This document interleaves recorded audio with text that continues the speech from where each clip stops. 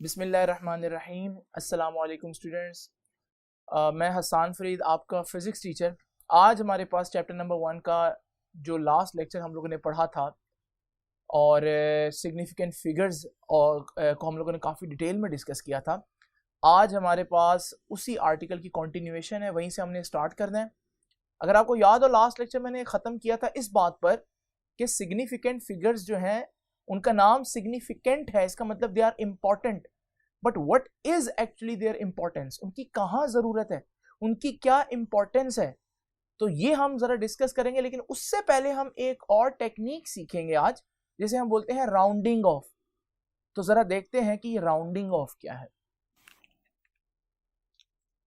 Students, round of करना, इसका आसान अल्फाज में मतलब है किसी भी आंसर को थोड़ा सा शॉर्ट करके लिखना, ताकि समटाइम्स हमारे पास बहुत बड़े बड़े आंसर्स आते हैं जिनमें 10 डेसिमल प्लेसेस, 8 डेसिमल प्लेसेस होती हैं, लेकिन हमको उनको शॉर्ट करके लिखना होता है। उसके लिए हम जो टेक्निक यूज करते हैं उसे हम बोलते हैं राउंड ऑफ करना। एक बात बड़ी इंपॉर्टेंट है, जब वो राउंड ऑफ करने को बोलेगा वो दो तरह से ये बात कर सकता है। या तो वो कहेगा round off up to 2 significant figures. Significant figures क्या होते हैं हम लोगों ने लास्ट लेक्चर में डिस्कस किया। और समटाइम्स वो राउंड ऑफ करने को बोलेगा, लेकिन उसका जो सेंटेंस होगा कुछ इस तरह से होगा कि round off up to 2 decimal places. इन दोनों बातों में थोड़ा सा डिफरेंस है। अप टू 2 सिग्निफिकेंट फिगर्स और अप टू 2 डेसिमल प्लेसेस, इसमें दो डिफरेंट बातें वो कह रहा है। इसको हम अंडरस्टैंड करते हैं। जस्ट इमेजिन करें कि मेरे पास एक मेजरमेंट है 3.467 kgs। सेम मेजरमेंट मैं इधर भी लिख देता हूं 3.467 kgs। अब यहां पर वो कह रहा है कि आपने आंसर को 2 सिग्निफिकेंट फिगर्स तक राउंड ऑफ करना है। यानी कि आपने आंसर में क्या बचाना है, क्या रखना है, 2 सिग्निफिकेंट फिगर्स। अगर आप मेजरमेंट को यहां से स्टार्ट करें, रूल नंबर 1 सिग्निफिकेंट फिगर्स का पढ़ा आपने पिछले लेक्चर में, तो 3 भी सिग्निफिकेंट फिगर है, 4 भी सिग्निफिकेंट फिगर है। तो अगर आप आंसर को 2 डिजिट्स तक राउंड ऑफ करना चाहते तो आप आंसर को 3.4 तक लिखेंगे। इस एग्जाम्पल के अंदर ये जो डिजिट्स आपने रखने हैं 3 और 4, इन्हें मैं बोलूंगा कि these are the digits to be retained. ये वो डिजिट्स हैं जिनको हमने बचाना है, जाया नहीं करना। जबकि इस एग्जाम्पल में 6 और 7 अगर हम देखें तो ये वो डिजिट्स हैं जिनको हम लोगों को हटा देना है। डिजिट्स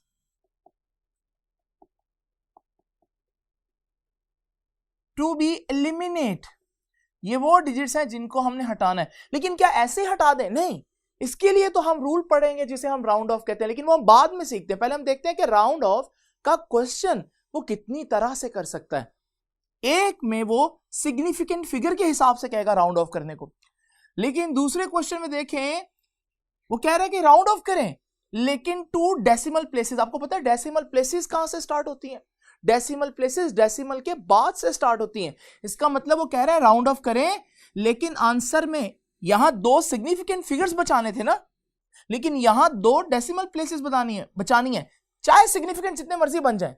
अब डेसिमल प्लेस तो यहां से स्टार्ट होती है, तो आपने डेसिमल के बाद 2 प्लेसेस तक अपना आंसर लिखना है। यानी कि अगर हम आपसे पूछें कि डिजिट्स टू बी रिटेन्ड कितने हैं, तो ये तीनों डिजिट्स जो हैं ये आपको रिटेन करने और 7 आपको क्या करना पड़ेगा? एलिमिनेट करना पड़ेगा। टेक्निकली कहूं तो राउंड ऑफ करना पड़ेगा। तो सबसे पहले तो इस बात को सीखें कि एमसीक्यू में जब वो पूछे कि round off up to some significant figures, तो आपने सिग्निफिकेंट फिगर्स काउंट करने और बाकी जितने वो कह रहे हैं उतने रखने, बाकी निकाल देने, राउंड ऑफ कर देने। और समटाइम वो कहेगा राउंड ऑफ करें up to some decimal places, और जितनी डेसिमल प्लेसेस कहेगा आपने फिर सिग्निफिकेंट फिगर्स को नहीं देखना, आपने डेसिमल के बाद उतनी प्लेसेस रखनी है और एक्स्ट्रा जो है उसको निकाल देना है। लेकिन अब वो निकालने के रूल क्या है, जरा तवज्जो कीजिएगा। तो मैं यहां से कहता हूं कि rules for rounding off.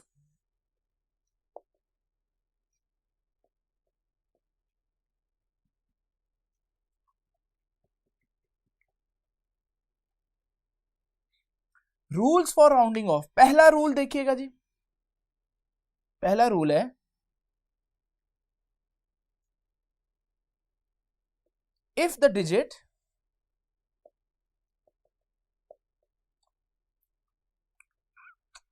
which is to be eliminated, जिसको हमने निकाल देना है, नहीं रखना, is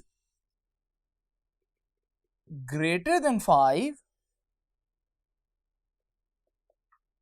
वो 5 से बड़ा डिजिट है जिसको हमने फारिग करना है, निकाल देना है, then 1 is carry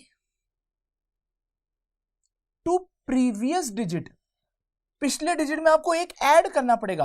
और अगर आपको याद हो, अगर आप इसको निकाल रहे तो प्रीवियस डिजिट वो है जिसको आपने नहीं निकालना, और उसको मैंने क्या बोला था, digit which is to be retained, वो डिजिट जिसको आपने रखना है। तो ये हमारे पास पहला रूल है। यहीं पर इसकी एग्जांपल देता हूं, जरा तवज्जो करेंगे आप लोग। मिसाल के तौर पर 53.27 इसको वो कहता है कि इसको राउंड ऑफ करें, इसको राउंड ऑफ करें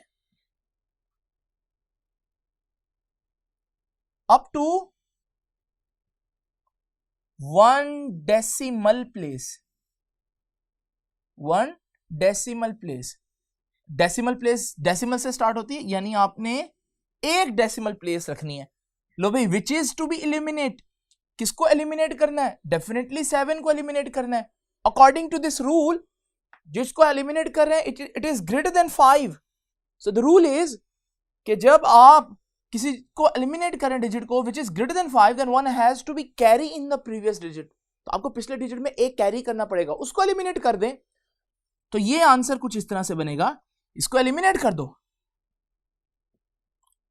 तो 53.2 था, लेकिन इसको एलिमिनेट करने के लिए आपको पिछले डिजिट में एक कैरी करना पड़ेगा 1, तो ये 53.2 क्या बन जाएगा, 53.3 बन जाएगा। So this is the answer, this is the rule number 1। उसके बाद रूल नंबर 2 देखते हैं। आप समझ गए होंगे, अगर रूल नंबर 2 ये ग्रेटर देन के लिए था तो वो स्मॉलर देन के लिए था होगा। तो अब जरा देखते हैं जी, if the digit which is to be eliminated, जिसको निकाल देना है, इज लेस देन 5, अगर वो 5 से छोटा है, then nothing is carried to previous digit which is to be retained. तो जिसको हम लोगों ने रिटेन करना है, बाकी बना उसमें आपने कोई कुछ भी कैरी नहीं करना।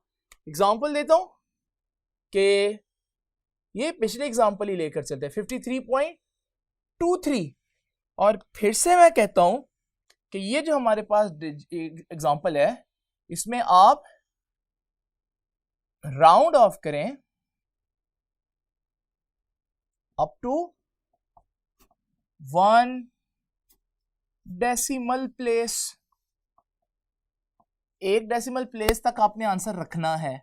तो किसको हटाना है, which is to be eliminated, 3 को, और जिसको हटा रहे हैं वो तो 5 से कम है, तो फिर जो पिछला डिजिट है 2, उसमें कुछ कैरी नहीं करेंगे, तो यही आपका आंसर रहेगा।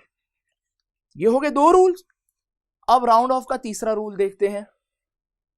राउंडिंग ऑफ का थर्ड रूल है, इफ द अब दो ही बातें हो गई ना कि या तो जिस डिजिट को हम लोगों ने एलिमिनेट करना है वो 5 से बड़ा है या फिर वो 5 से छोटा होगा। तो तीसरी बात कौन सी रहेगी, आप लोगों को भी पता है कि 5 ही हो अगर वो डिजिट जिसको हम लोगों ने हटाना है। उसके लिए क्या केस है, जब डिजिट 5 हो तो उसमें 1 कैरी करना है प्रीवियस डिजिट में या नहीं करना, ये 5 डिसाइड नहीं करेगा, ये 5 से पहले वाला डिजिट डिसाइड करेगा। अगर पहले वाला डिजिट इवन है तो फिर हम कैरी नहीं करेंगे। अगर उससे प्रीवियस डिजिट, पहले वाला digit which is to be retained, जिसको बाकी रखना है, वो अगर हमारे पास ऑड है तो फिर हम एक कैरी करेंगे। तवज्जो कीजिएगा। तो ये रूल नंबर 3 है, if the number which is to be eliminated, वो नंबर जिसको एलिमिनेट करना ना ग्रेटर देन 5 है ना लेस देन 5 है, बल्कि इज इक्वल टू 5, वो 5 ही है, देन अब यहां पर दो अलग अलग रूल बन जाएंगे। ठीक है, देन पहले रूल 1 ए डिसाइड कर रहा हूं, देन 1 is carried to previous digit, पिछले डिजिट में 1 कैरी करेंगे if the digit to be retained, if the digit to be retained जिसको हमने नहीं हटाना पिछला डिजिट is odd। तो ये रूल है, अगर पिछला डिजिट ऑड है तो फिर हम 1 कैरी करेंगे, और अगर हमारे पास पिछला डिजिट इवन है तो फिर हम कैरी नहीं करेंगे। तो 1 इज नॉट कैरीड। अच्छा, ये रूल आपने यूं पढ़ना है, बी रूल, ये स्टेटमेंट, देन के बाद 1 is not carried to previous digit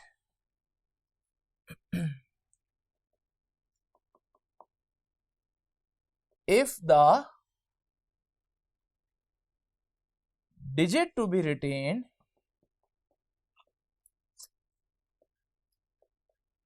is even। दोनों की एक एक एग्जांपल देता हूं, ए की एग्जांपल देखिएगा जरा। तो हमारे पास है 53.25 और बी रूल की एग्जांपल है 53. फर्स्ट रूल की एग्जांपल है 53.35 और इसकी एग्जांपल है 53.45। लो भाई तवज्जो कीजिएगा, फिर से हमें 1 डेसिमल प्लेस तक करना है, जैसे हम सारी एग्जांपल में लेकर चल रहे हैं, तो हमें आंसर को यहां तक रखना है इसमें भी। लेकिन जिसको हमने एलिमिनेट करना है वो डिजिट ना 5 से ग्रेटर है ना 5 से लेस है, बल्कि वो तो 5 है। इस सूरत में डिसाइडिंग फैक्टर कौन होगा, कौन डिसाइड करेगा कि 1 कैरी होना या नहीं होना?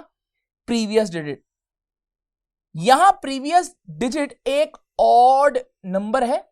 ऑड नंबर आप सब जानते हैं ना कि 1, 3, 5 जो 2 पर डिवाइड नहीं होते, जबकि इवन नंबर जो है वो 2, 4, 6, 8, 10 जो 2 पर डिवाइड होते हैं, ये ऑड नंबर है। तो हमारा रूल है कि अगर ऑड नंबर हो तो 1 इज कैरिड। तो इसको हम कैसे आंसर में लिखेंगे? 53.5 इधर 1 बनकर कैरी हो जाएगा, तो ये 53.4 बन जाएगा। यहां पर अगर हम देखें 53.45, यहां पर 5 है अगेन, तो प्रीवियस डिजिट डिसाइड करेगा। प्रीवियस डिजिट 4 है, ये तो 2 पर डिवाइड होता है, इसका मतलब ये एक इवन नंबर है, और जब भी हमारे पास इवन नंबर हो तो 1 इज नॉट कैरीड, तो फिर हमारे पास ये 53.4 ही रहेगा। इसको हम 5 में बनाएंगे, वी विल नॉट कैरी 1। यहां कंफ्यूजन में पहले ही बता देता हूं बच्चे मिस्टेक क्या करते हैं। मिस्टेक ये है कि मैं एक क्वेश्चन दिया कि 53.32, अब बच्चे देखते हैं इसको हटाना है हम लोगों ने, और ये पिछला डिजिट ऑड है, और वो कहते हैं कि 1 कैरी कर दें। ये सोचते हुए बगैर कि 1 कैरी करना जब ऑड और इवन का चक्कर हमने जब देखना है जब ये डिजिट 5 है। यहां हम पिछले डिजिट को बिल्कुल इंपॉर्टेंस नहीं देंगे, क्योंकि यहां तो वैसे रूल नंबर 1 लग रहा है या रूल नंबर 2 लग रहा है कि जो डिजिट हम हटा रहे हैं इट इज लेस देन 5, और लेस देन 5 हो तो पिछला इवन हो या ऑड हो इससे कतन कोई फर्क नहीं पड़ता। तो इवन और ऑड का चक्कर सिर्फ आप लोगों ने कब देखना है, जब डिजिट जो आप हटा रहे हैं वो एग्जैक्ट 5 हो। इसी तरह एक और कॉमन मिस्टेक है, इमेजिन करें मैं आपके सामने ये बुक की एक एग्जांपल लिख रहा हूं, एग्जांपल है 56.8546। मैं कहता हूं इसको राउंड ऑफ करें, कहां तक राउंड ऑफ करें, up to 1 decimal place, 1 decimal place. सोचें जरा कहां तक राउंड ऑफ करेंगे। 1 डेसिमल प्लेस का मतलब है डेसिमल के बाद एक डिजिट रखना है, यानी कि आप आंसर को यहां तक रखेंगे 8 तक। तो किसको आपको हटाना पड़ेगा, उससे आगे जो कुछ है उसको हटाना पड़ेगा। अगर मैं यहां पर ये क्वेश्चन यूं कहता अप टू 3 सिग्निफिकेंट फिगर्स, तब भी यही करना पड़ता, क्योंकि 3 significant figures significant figures star से काउंट करते हैं, तो 1 2 3, तो 3 सिग्निफिकेंट फिगर्स हैं, तब भी आपको अगला ही आंसर हटाना है। लेकिन यहां अगला डिजिट जो है वो क्या है, 5। अब सोचें जरा, जब 5 हो तो रूल नंबर 3 लगेगा, और 5 जब हो तो उससे पिछला वाला काउंट होता है। तो अगर आप यहां पर देखें इससे पिछले वाला डिजिट कौन सा बन रहा है, इवन है ऑड है, यस ये 2 पर डिवाइड होता है, ये तो इवन है। और जब भी ये डिजिट इवन हो तो फिर हमारे पास 1 कैरी नहीं होता, तो इसको आप राउंड ऑफ करेंगे 56.8 में, और आपकी बुक भी एक्चुअली इसको ऐसे ही राउंड ऑफ कर रही है। लेकिन जरा आप तवज्जो कीजिएगा, असल तरीका ये नहीं है, दिस इज रॉन्ग अप्रोच। ये देखिए 56.8546, मैं फिर से इसको देता हूं। अगर मैं इसको step by step round of करूं, करना मैंने यहीं तक किया राउंड ऑफ, लेकिन मैं बजाय डायरेक्ट 5 को हटाऊं मैं 6 को पहले हटाता हूं। जब 6 एलिमिनेट करेगा रूल नंबर 1 लगेगा, क्योंकि 6 इज ग्रेटर देन 5। जब भी कोई चीज ग्रेटर देन 5 हो तो उसको तो हमने एलिमिनेट कर देना, लेकिन प्रीवियस में क्या करना है, 1 कैरी करना है। तो ये क्या बन जाएगा, नेक्स्ट स्टेप में 56.85, और ये 4 में 1 कैरी होगा तो ये भी 5 बन जाएगा। अभी भी हमने यहां तक नहीं पहुंचे, अभी हमें एक और डिजिट को रिटेन करना है, एलिमिनेट करना है।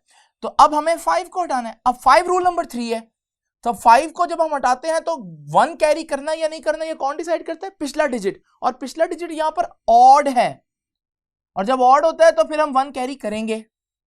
तो यहां हमने 1 कैरी कर देना है, 5 हट जाएगा, ये बन जाएगा 56.8, और 5 के साथ 1 कैरी किया तो 6। नाउ क्लास अब जरा तवज्जो से देखें, हमें आंसर यहां तक लाना था ना, अब हमारे पास आखिरी स्टेप रह गया 6 को हटाना है। अब 6 को हटाने तो 6 तो रूल नंबर 1 में आता है, क्योंकि ग्रेटर देन 5 है, और जब कोई चीज ग्रेटर देन 5 हो तो वो पीछे 1 कैरी करेगा। तो हमारे पास ये आंसर आ जाएगा 56.9। पहला आंसर चेक करें 56.8, वो रॉन्ग अप्रोच थी, जबकि ये हमारे पास बिल्कुल करेक्ट अप्रोच है। इसका मतलब आपने क्या सीखा, कि जब भी हमें राउंड ऑफ करने को बोले हमें एहतियातन राउंडिंग ऑफ कहां से स्टार्ट करनी चाहिए, from the end of the digits, हमारे सबसे एंड से करनी चाहिए, और हमें बारी बारी एक एक डिजिट को step by step round of करना चाहिए, क्योंकि समटाइम्स कहीं राउंडिंग ऑफ से सिचुएशन ऐसी चेंज हो सकती है कि हमारे पास आंसर कुछ का कुछ हो जाएगा। तो ये जरा तवज्जो दीजिएगा कि ये कॉमन मिस्टेक्स हैं जिनको आप लोगों ने ध्यान से देखना है। अभी हम मजीद आगे चलते हैं, और अब हम आते हैं अपने असल क्वेश्चन की तरफ, जो मैंने बताया था कि सिग्निफिकेंट फिगर्स की सिग्निफिकेंस यानी कि इंपॉर्टेंस, अहमियत डेली लाइफ में, फिजिक्स की लाइफ में कहाँ है। तो अब हम जरा उसको देखते हैं। सो स्टूडेंट्स, अब हम जरा डिस्कस करते हैं कि सिग्निफिकेंट फिगर्स को हम कहाँ पर इस्तेमाल कर सकते हैं।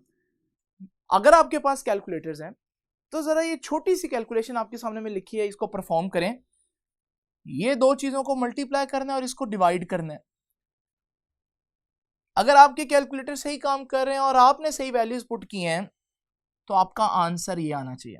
अब जस्ट इमेजिन करें हम बैठे हैं क्लासरूम में और मैं आप में से किसी से पूछता हूं बेटा आंसर बताएं, आप क्या आंसर बताएंगे?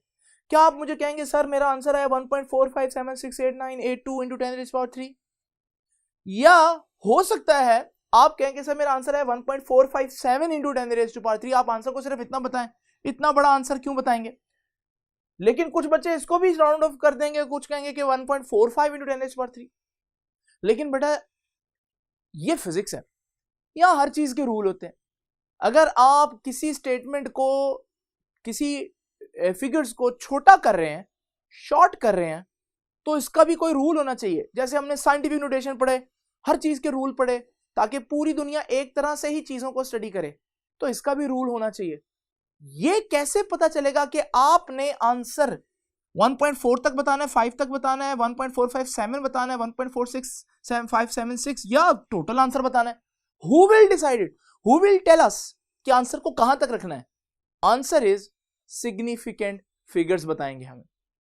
तो ये है जबरदस्त बात सिग्निफिकेंट फिगर्स की, ये इनकी सिग्निफिकेंस है, ये इनकी अहमियत है कि ये बता सकते हैं आंसर को कहां तक रोकना है और कहां से आगे आंसर को खत्म कर देना है। तो जरा तवज्जो कीजिएगा, हम यहां पर दो रूल्स पढ़ेंगे। आप देख रहे हैं यहां मैं मल्टीप्लाई डिवाइड कर रहा हूं, तो ये मल्टीप्लीकेशन और डिवीजन में आएगा।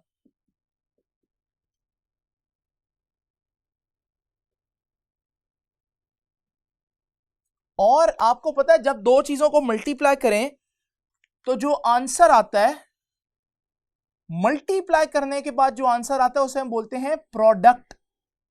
2 4s are 8, 8 is the product of 2 and 4। जबकि दो चीजों को डिवाइड करने से जो आंसर आता है उसे हम बोलते हैं कोशेंट।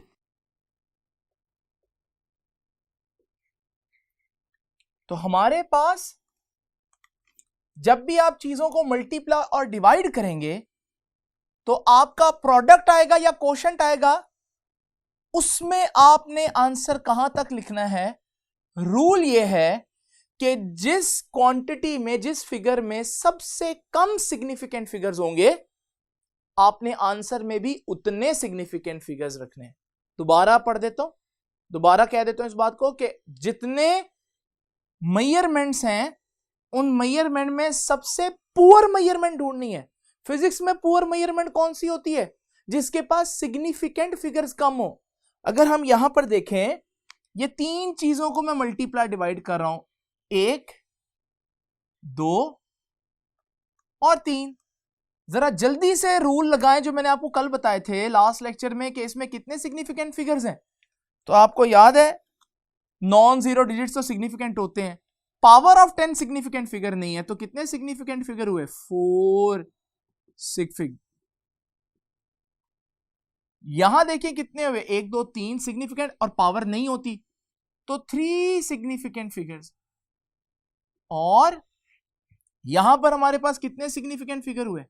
4 हुए। अब जरा सोचें सबसे पुअर मेजरमेंट कौन सी है? तो पुअर से मुराद क्या है यहां पर फिजिक्स में? पुअर से मुराद है वो जो सबसे कम प्रिसाइज है, जो सबसे कम प्रिसाइज है, यानी कि जिसके पास सबसे कम सिग्निफिकेंट फिगर्स हैं। इसके पास 4 है, इसके पास 4 है, इसके पास 3 है, ये सबसे पुअर है। तो हम किसका ख्याल रखेंगे? हम इसी का ख्याल रखेंगे, और हम अपने आंसर में भी सिर्फ इतने ही सिग्निफिकेंट फिगर्स बर्दाश्त कर सकते हैं, इससे ज्यादा नहीं। ये ऐसे ही है जैसे अगर मैं एक लेक्चर दे रहा हूं, मेरा लेक्चर क्लास का सबसे लाइक बच्चा समझ रहा हो, ये इंपॉर्टेंट नहीं है, उसने तो समझ ही लेना है। लेकिन क्लास में जो सबसे ज्यादा नालायक बच्चा है, उसको अगर मेरा लेक्चर समझ आए फिर वो अच्छा लेक्चर है। तो लेक्चर देते हुए हम इस बात का ख्याल रखते हैं कि जो सबसे लो लेवल का आईक्यू है, क्या वो लेक्चर को अंडरस्टैंड करे? अगर वो कर रहे तो सभी कर रहे होंगे, तो जो सबसे ज्यादा पुअर होता है उसका ख्याल रखना होता है। ऐसे ही यहां पर भी है कि सबसे पुअर मेजरमेंट जिसमें सबसे कम सिग्निफिकेंट फिगर्स हैं उसका ख्याल रखना है। तो 3 सिग्निफिकेंट फिगर्स हैं, इन तीनों में से सबसे कम, तो हम आंसर में उतने ही रखेंगे। और आपको पता है इस आंसर में इतने बनते हैं 3 सिग्निफिकेंट, तो यानी कि हम आंसर को 1.45 रखें? नहीं, हमने 3 सिग्निफिकेंट रखने हैं, लेकिन जब हम ये चीजें हटा रहे हैं तो इनको ऐसे तो नहीं हटाना है। इसके लिए भी फिजिक्स में रूल है, जिसे अभी हमने पढ़ा थोड़ी देर पहले, राउंड ऑफ। अब आपको पता चला होगा मैंने राउंड ऑफ पहले क्यों पढ़ाया।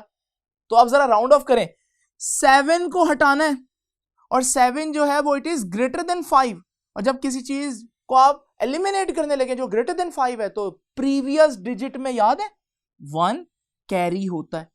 तो ये आंसर, ये सारी चीज हट जाएगी और हमारा आंसर रह जाएगा 1.4 और 1 कैरी होकर 6 हो जाएगा into 10 raised to the power 3 and this is your right answer। तो आपको पता चला कि सिग्निफिकेंट फिगर्स की सिग्निफिकेंस क्या है, अहमियत क्या है।